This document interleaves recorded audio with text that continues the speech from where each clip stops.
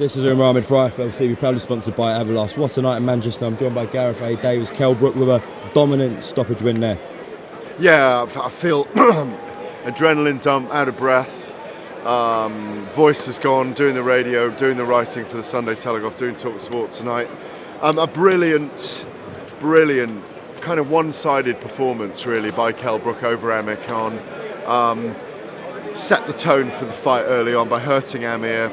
Got it. Was so patient, so clinical in there, so focused. He was like a devil in there tonight. You know, Amir Khan was the one grinning back at him. There was mutual respect there after a couple of rounds. I'm glad to see Kell go over to Amir's corner at the end of it. I don't know what he said to him. I hope it was sporting. But a brilliant night for Kell Brook'S. Put the bragging rights to sleep. It's final now. It's settled.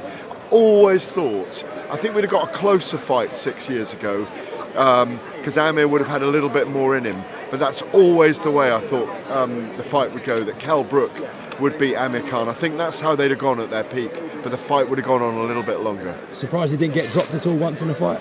Well, he was so fit, he was so determined.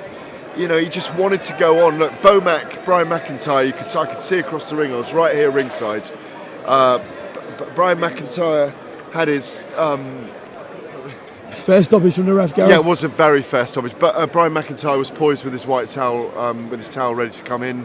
I could see him there across the ring apron. Amir Khan took so much punishment. The fifth round was brutal. He took more punishment again in the sixth. I said on the broadcast that he cannot take much more of this, and if he did, it was wrong. So no, Kell Brook'S proved his point tonight. You know, he's a dangerous fighter, yeah, and you know, Amir Khan, I think that's probably the end for him. Look, had they started this 10 years ago, they might have had a trilogy of fights. They might have had a couple of close ones. But, you know, props to Kell Brook'S tonight. Kept his focus, had to change his gloves in the ring as well before the contest. There were complaints about the horsehair gloves he had on. Had to put Grant's on. I don't know if you've covered that already, but that was very interesting to see him being re-gloved, re-taped just in front of us here. Overseen by the Boxing Board of Control. That was a complaint from the Khan dressing room. I don't know why they didn't do it in the dressing room, frankly, but it, you know, I haven't seen that for ages. I mean, have you seen that frequently? Mike? Like that. No, not in the ring. So at one time they always used to glove up in the ring for title fights. Yeah, but you're about 150, so you go back into the 1920s. When you had a British title fight, yeah, they got in the ring and we used to put a stool there and the two pair of gloves, and they used to come forward and pick the gloves up and then go back into the corner and get that was unusual tonight. And Kell Brook'S still kept his focus. It didn't lose anything. Look, it's final. It's settled. It's done.